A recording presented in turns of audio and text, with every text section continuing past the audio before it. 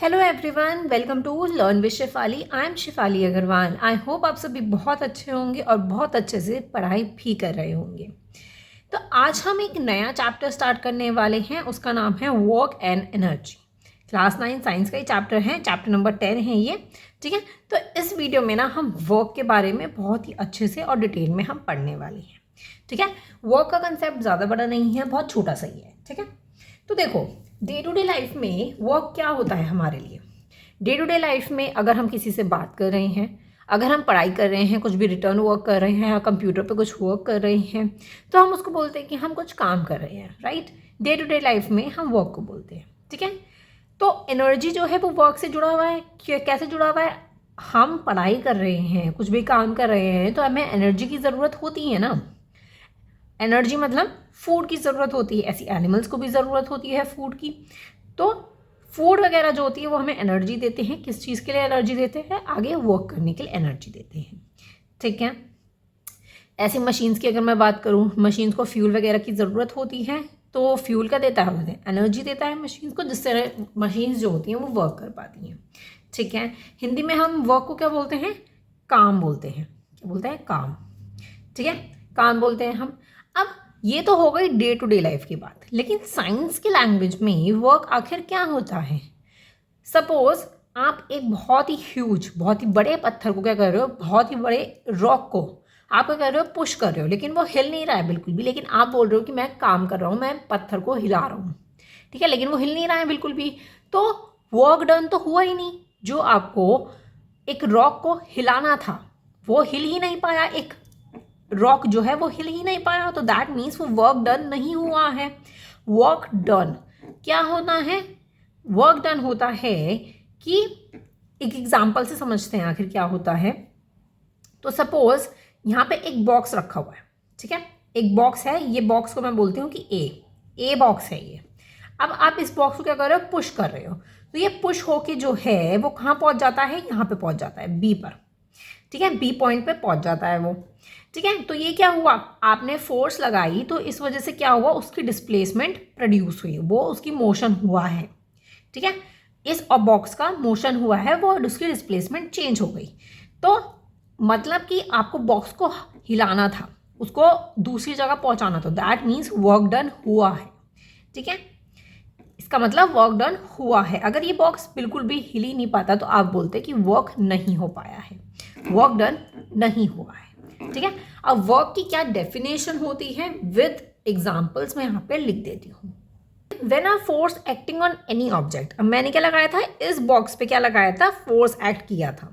ठीक है, जिसने क्या किया? डिस्प्लेसमेंट को प्रोड्यूस किया। ये बॉक्स जो है वो यहाँ से हमने फोर्स लगा के यहाँ तक पहुँचा दिया, तो डिस्प्लेसमेंट प्रोड्यूस हुआ है, तो इसी को हम कहते हैं work is done, work done.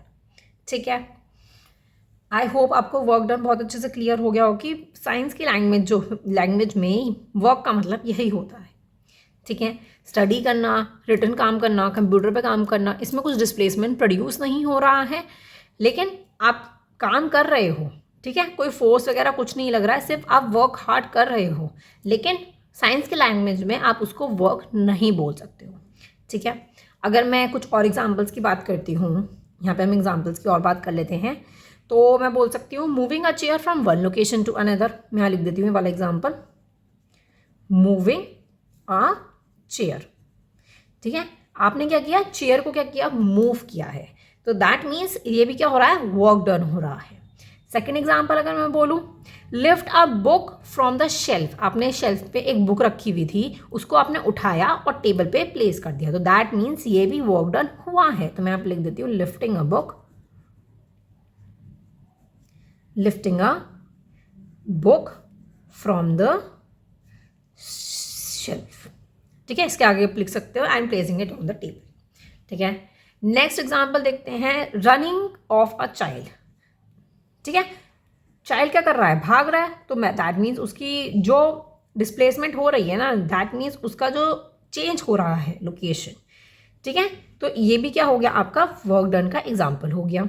ठीक है, और एक एग्जाम्पल और बोल देते हैं कि स्टेयर्स पे आप चढ़ रहे हो ऊपर, तो दैट मीन्स आपका जो डिस्प्लेसमेंट है वो प्रोड्यूस हो रहा है, आप ऊपर जा रहे हो, आपकी लोकेशन चेंज हो रही है, तो दैट मीन्स ये भी आपका एक वर्क डन का ही एग्जाम्पल हो गया।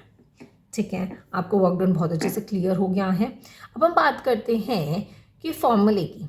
अब क्या होता है, वर्क इज एक्सप्रेस्ड, किस चीज़ में एक्सप्रेस किया जाता है वर्क, तो हम वर्क को जो है वो किस चीज़ में एक्सप्रेस कर सकते हैं। एक तो आपका फोर्स हो गया और डिस्प्लेसमेंट हो गई, आपने फोर्स लगाया, ठीक है, तो डिस्प्लेसमेंट प्रोड्यूस हुई, तो ये दोनों चीज़ें बहुत ज़्यादा इंपॉर्टेंट हो गई वर्क डन में। तो मैं यहाँ लिख सकती हूँ कि वर्क इज एक्सप्रेस्ड, ठीक है, वर्क क्या हो गई, expressed as the product of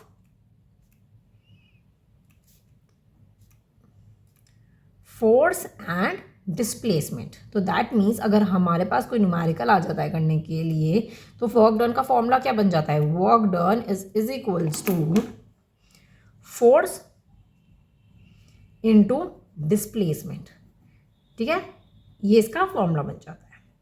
ठीक है, तो आप बोल सकते हो फोर्स को F इंटू डिस्प्लेसमेंट का होता है S, ठीक है, F इंटू एक्स, ठीक है, ये इसका आप इस चीज़ में एक्सप्रेस कर सकते हो। ठीक है, अब एक इम्पॉर्टेंट पॉइंट और हो जाता है इसके अंदर कि ये एक स्केलर क्वांटिटी होती है। क्या होती है work is a scalar quantity. Scalar क्यों होती है, अब आपको स्केलर और वेक्टर क्वांटिटी के बारे में हमने पढ़ा है, जिसके अंदर मैग्नीट्यूड और डायरेक्शन दोनों चीज़ें होती हैं, तो वो वेक्टर होती है। और स्केलर कौन सी होती है, जिसके अंदर सिर्फ मैग्नीट्यूड होता है, डायरेक्शन नहीं होती है। तो इसमें भी कुछ डायरेक्शन की हमने कोई बात नहीं की है ना कि उसका डायरेक्शन चेंज होना चाहिए, बस उसमें डिस्प्लेसमेंट प्रोड्यूस होनी चाहिए। तो इसीलिए हम वर्क को क्या बोलते हैं कि एक स्केलर क्वांटिटी है। ठीक है, इतना क्लियर है, ये इंपॉर्टेंट पॉइंट है आपका। ठीक है, तो आप इसको बहुत अच्छे से समझ लेना कि वर्क एक स्केलर क्वांटिटी होती है। अब वर्क डन में ना दो कंडीशंस होती हैं जो कि फुलफिल होनी चाहिए। ठीक है, अगर वो दो कंडीशंस नहीं होगी तो दैट मीन्स वर्क डन नहीं हो रहा हो। पहला कंडीशन क्या है, a force is applied to an object. Force क्या होनी चाहिए, अप्लाई होनी चाहिए किसी भी ऑब्जेक्ट पर। ठीक है, सेकेंड कंडीशन होती है कि ऑब्जेक्ट का जो है वो डिस्प्लेस होना चाहिए from one point two another. तो ये दो कंडीशंस हो गई जो कि फुलफिल होनी चाहिए, जो कि हमने वर्क डन की डेफिनेशन में भी पढ़ा है।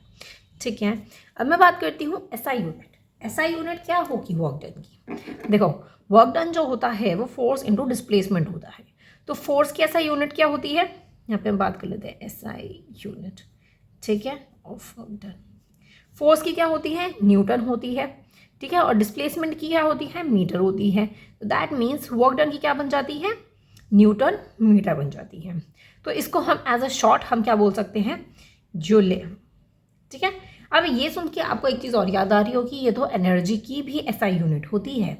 क्या होती है, एनर्जी की भी एसआई यूनिट होती है। अब देखो ना, वर्क जो होता है वो एनर्जी से तो जुड़ा हुआ होता है। वर्क हम तभी कर पाएंगे जब हमारे अंदर क्या होगी, एनर्जी होगी। तो इसीलिए दोनों की जो एसआई यूनिट है वो दोनों की सेम है। ठीक है, कुछ भी चेंज नहीं है, दोनों की ये सेम है।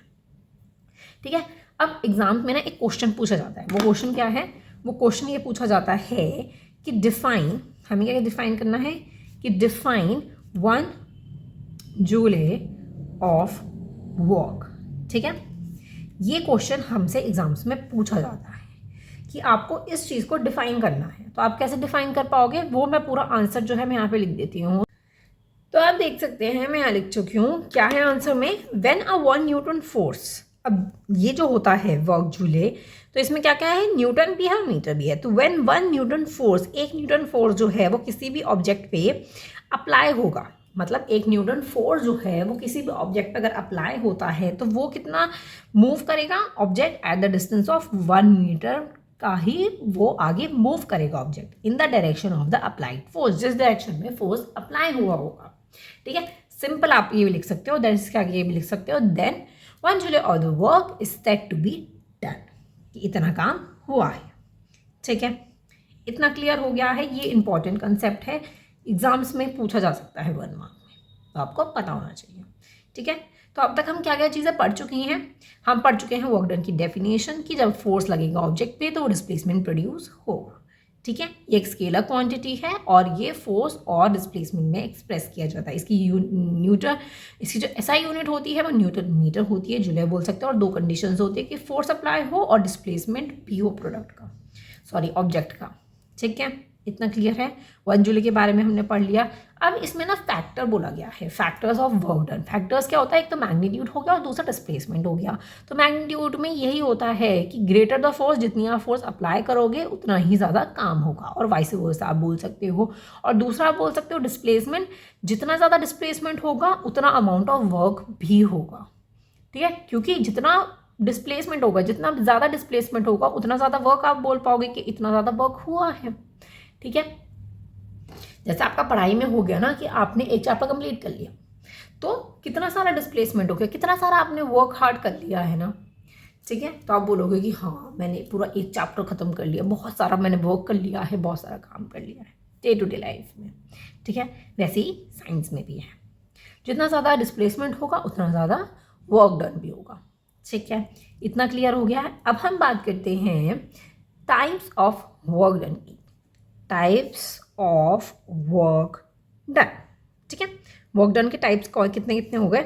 पहला हो जाता है आपका पॉजिटिव, नेगेटिव एंड ज़ीरो। ठीक है, तो 3 तरह के वर्क डन होते हैं। पॉजिटिव वर्क डन जो कि सेम डायरेक्शन में हो रहा होगा। ठीक है, उसका मोशन जो होगा बॉडी का वो सेम डायरेक्शन में होगा, तो आप बोलोगे पॉजिटिव वर्क डन है। नेगेटिव ऑपोजिट डायरेक्शन में हो रहा होगा तो नेगेटिव, और जीरो होगा तो मतलब जैसे पुशिंग अ ह्यूज रॉक आप बोल सकते हैं, कोई वर्क डन नहीं हुआ तो जीरो वर्क डन। ठीक है, तो मैं यहाँ पे लिख देती हूँ कि पॉजिटिव, नेगेटिव और जीरो वर्क डन क्या होता है। देखिए, पॉजिटिव वर्क डन जो कि when a force act in the direction of the motion of the body, मतलब सेम डायरेक्शन में जब फोर्स लग रहा है तो उसी डायरेक्शन में क्या हो रहा है, जा रहा है वो ऑब्जेक्ट, उसका डिस्प्लेसमेंट हो रहा है। नेगेटिव जब वो ऑपोजिट डायरेक्शन में हो रहा हो। ठीक है, और when a force act at the right angle to the direction of motion तो उसको आप बोलते हैं जीरो। अब हम इसको ना एग्जाम्पल से समझते हैं कि आखिर क्या होता है। देखिए, मैं यहाँ पे आपको एग्जाम्पल से समझाती हूँ। पॉजिटिव की अगर हम बात करते हैं तो सपोज आप हो, ठीक है, आप हो, आपका ये जो बॉक्स है आप ऊपर उठा रहे हो, क्या कर रहे हो, ये ज़मीन पे है, फ्लोर पर है, तो आपको इसे उठाना है। तो फोर्स क्या हो रही है, ऊपर की तरफ लग रही है फोर्स। ठीक है, और इसका जो डिस्प्लेसमेंट हो रहा है वो भी किस तरफ हो रहा है, ऊपर कोई हो रहा है। तो दैट मीन्स जिस डायरेक्शन में आप फोर्स लगाओगे और उसी डायरेक्शन में अगर डिस्प्लेसमेंट हो रहा हो तो आप उसको क्या बोलोगे, पॉजिटिव वर्क डन। ठीक है, इसको आप क्या बोलोगे, पॉजिटिव वर्क डन। ठीक है, अब इसी एग्जाम्पल को आगे लेते हैं, नेगेटिव वर्क डन पे लेते हैं। अब आप हो, ठीक है, अब क्या हो रहा है, ये बॉक्स है। ठीक है, तो फोर्स भी आपने ऊपर कोई लगाया और इसका डिस्प्लेसमेंट भी ऊपर कोई हुआ। ठीक है, ठीक है, लेकिन ग्रेविटी की भी तो हम बात करेंगे कि ऑब्जेक्ट पर ग्रेविटी भी तो लग रही होगी।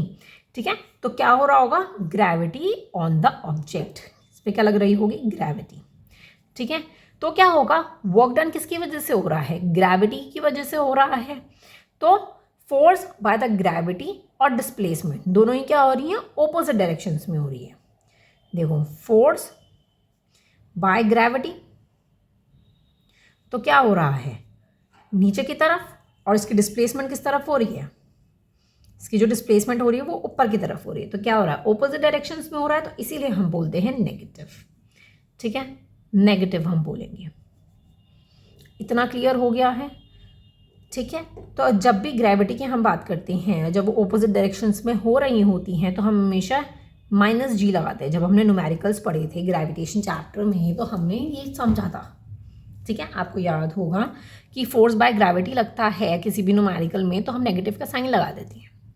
ठीक है, अब मैं इसी एग्जाम्पल को लेके ज़ीरो की अगर मैं बात करूँ तो ज़ीरो वर्क डन कब हो रहा होगा, जब आप जो है इस बॉक्स को उठा नहीं पाओगे। फोर्स आप लगा रहे हो लेकिन कुछ भी क्या हो रहा है, डिस्प्लेसमेंट नहीं हो रहा है। कुछ भी क्या नहीं हो रहा है, डिस्प्लेसमेंट नहीं हो रहा है, तो ये क्या हो गया, ज़ीरो हो गया। ठीक है, अगर मैं दोनों की एक एग्जाम्पल की मैं बात करती हूँ जो हमें बुक में भी गिवन है। अब पॉजिटिव की अगर मैं बात करूँ एग्जाम्पल की, तो सपोज एक आप हो, ठीक है, आप हो, क्या हो रहा है, एक टेबल पे ना कार है, कार है। अब आप जो है उसे अपनी तरफ क्या कर रहे हो, उस पर फोर्स लगा रहे हो। ठीक है, और उसका डिस्प्लेसमेंट भी क्या हो रहा है, आपकी तरफ ही हो रहा है। तो दैट मीन्स ये क्या हो रहा है, पॉजिटिव वर्क डन हो रहा है। ठीक है, पॉजिटिव वर्क डन हो रहा है इसके अंदर। Suppose pushing a box from the distance through the distance. ठीक है, आप किसी बॉक्स को पुश कर रहे हो, एक बुक को लिफ्ट कर रहे हो हाइट तक, कि सपोज ये एक बुक है, इसको आप अपनी तरफ लिफ्ट कर रहे हो, उठा रहे हो, ठीक है, तो ये हो जाता है आपका पॉजिटिव वर्क डन। ठीक है, नेगेटिव की अगर मैं बात करूं, नेगेटिव का एग्जाम्पल क्या हो सकता है, वो आप यही वाला एग्जाम्पल मान के चलो कि ग्रेविटी की वजह से क्या हो रहा है, नेगेटिव वर्क डन हो रहा है। ठीक है, और अगर मैं जीरो की अगर मैं बात करती हूँ तो पुशिंग अ वॉल को आप पुश कर रहे हो लेकिन कुछ डिस्प्लेसमेंट हो ही नहीं रहा है, तो दैट मीन्स वो जीरो वर्क डन हो जाता है। ठीक है, पुश अ ह्यूज रॉक आप बोल सकते हो। ठीक है, walking while holding an object, जब आप अपने ऊपर जो है, जैसे पुलिस वगैरह होते हैं, अपने ऊपर अपने सर के ऊपर क्या कर लेते हैं, सामान वगैरह रख लेते हैं, लेकिन कुछ वर्क डन तो हो ही नहीं रहा है उसके अंदर। ठीक है, तो वो क्या हो जाता है, जीरो वर्क डन हो जाता है। तो तीनों के एग्जाम्पल्स आपको बहुत अच्छे से क्लियर हो गए होंगे कि पॉजिटिव, नेगेटिव और जीरो वर्क डन क्या होता है। ठीक है, तो सिंपली अगर एग्जाम में आता है टाइप्स ऑफ वर्क डन, तो तीनों आप ये कर दोगे, लिख दोगे इसकी छोटी छोटी सी डेफिनेशन कि ये बिल्कुल सेम डायरेक्शन में, ये ऑपोजिट और ये राइट एंगल में। ठीक है, तो आप तीनों के एग्जाम्पल्स ऐसे लिख दोगे छोटे छोटे से। ठीक है, तो आपका क्वेश्चन क्या हो जाएगा, कंप्लीट हो जाएगा। तो ये था हमारा पूरा वर्क का कंसेप्ट। ठीक है, पूरा मैंने वर्क बहुत अच्छे से समझा दिया है कि फोर्स एक्ट करेगा किसी भी ऑब्जेक्ट पे, डिस्प्लेसमेंट प्रोड्यूस होगा, तो आप बोलोगे वर्क डन हो रहा है। हम जो डे टू डे लाइफ में काम करते हैं, पढ़ाई करना, कंप्यूटर पे काम करना, तो ये सब चीज़ें वर्क में, साइंस में नहीं होता है कि वर्क डन आप कर रहे हो। ठीक है, आई होप आपको ये बहुत अच्छे से क्लियर हो गया होगा एक एक चीज़। ठीक है, तो वर्क, जो चैप्टर का नाम था वर्क, वो कंसेप्ट हमने पढ़ लिया है। नेक्स्ट वीडियो में हम पढ़ेंगे एनर्जी, कि एनर्जी कितने टाइप्स की होती हैं, एनर्जी आखिर क्या होता है, जो हमारे डे टू डे लाइफ में हमें एनर्जी के बारे में पता है कि हमें फूड बोलते हो कि हमारी बॉडी के लिए हमें एनर्जी देता है, तब जाके हम काम कर पाते हैं। तो क्या वो मतलब होता है साइंस में या नहीं होता है, तो वो हम नेक्स्ट वीडियो में पढ़ेंगे। ठीक है, तो मैं इसका फोटो क्लिक करके इंस्टाग्राम पे डाल दूँगी और टेलीग्राम पे भी डाल दूँगी। आई होप आपको बहुत अच्छे से वर्क का कंसेप्ट क्लियर हो गया होगा। चैनल पसंद आ रहा हो तो सब्सक्राइब ज़रूर कीजिएगा और लाइक करना मत भूलिएगा वीडियो को। कमेंट्स में बता सकते हो कि कोई भी प्रॉब्लम होती है या किसी भी टाइप की वीडियो की ज़रूरत हो तो। मिलते हैं नेक्स्ट वीडियो में। Thank you so much for watching. Bye bye.